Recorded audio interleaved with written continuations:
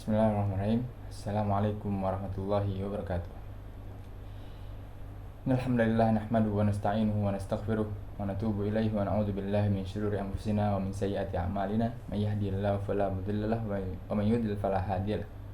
Asyhadu an la ilaha illallah wahdahu la syarika lah wa asyhadu anna Muhammadan abduhu wa rasuluhu sallallahu alaihi wa ala alihi wa sahbihi wa sallama taslima mazida amma ba'd. Pada video ini saya akan menjelaskan tentang hal-hal yang tidak dibolehkan oleh Nadhir Wakaf. Pada pertemuan ke-7 bersama Ustaz Arifin Badri hafizahullah ta'ala, kewenangan yang dimiliki nazir serta hak nazir untuk memperoleh upah dalam pengelola wakaf. 1. Hal-hal yang tidak boleh dilakukan nazir secara umum. Nazir tidak boleh melakukan tindakan yang merugikan wakaf, menerima manfaat wakaf, atau bertentangan dengan syarat yang telah ditentukan oleh wakaf. Hal ini karena nazir adalah orang yang diberi amanah untuk mengelola wakaf, sehingga seluruh tindakannya harus bertujuan untuk kemaslahatan wakaf.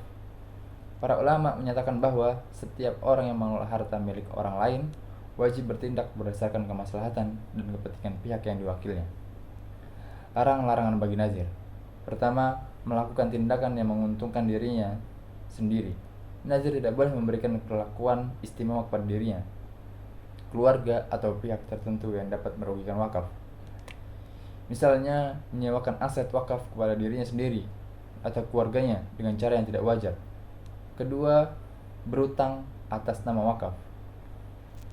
Nazir tidak boleh meminjam uang dengan menjaminkan atau membebankan wakaf, kecuali dalam keadaan darurat dan mendapatkan izin dari hakim atau pengadilan.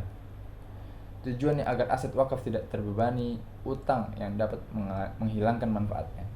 Ketiga, menggadaikan aset wakaf. Aset wakaf tidak boleh dijadikan jaminan untuk jaminan utang karena dapat menyebabkan hilangnya kepemilikan atau manfaat wakaf. Keempat, meminjamkan aset wakaf secara cuma-cuma. Nazir tidak boleh memberikan pengguna aset wakaf tanpa imbalan karena dapat menghilangkan manfaat yang seharusnya diterima oleh pihak yang berhak. Kelima, menyewakan wakaf dalam jangka waktu yang terlalu lama.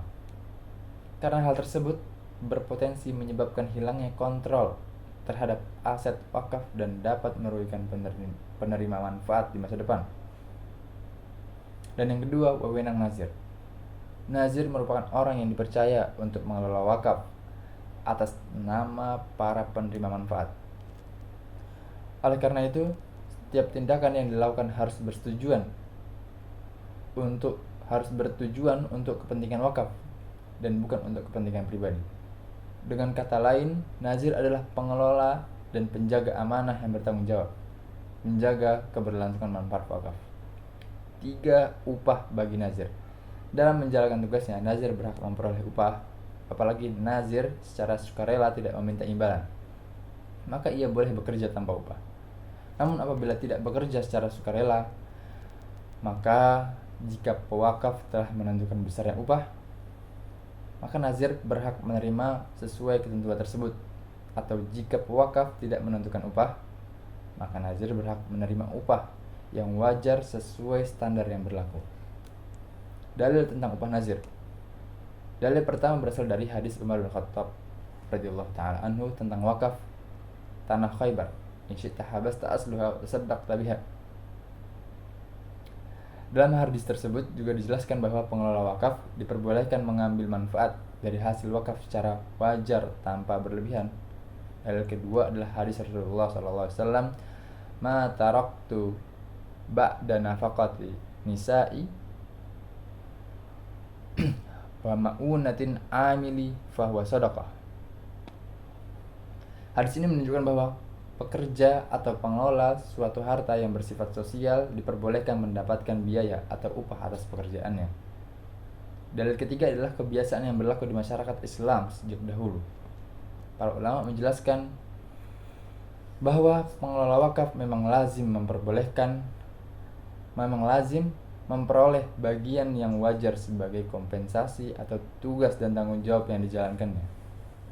Kesimpulan dari sini dari pembahasan ini dapat disimpulkan bahwa nazir wakaf merupakan pihak yang diberi amanah untuk mengelola dan menjaga aset wakaf. Karena itu, nazir tidak boleh melakukan tindakan yang merugikan wakaf seperti menggadaikan, meminjamkan secara cuma-cuma, atau mengelola wakaf demi kepentingan pribadi. Di sisi lain, nazir memiliki kewenangan untuk mengelola wakaf demi kemaslahatan dan juga berhak memperoleh upah yang wajar atas tugas yang dilaksanakannya. Sekian penjelasan dari saya. Wabillahi taufiq wal hidayah. Wassalamualaikum warahmatullahi wabarakatuh.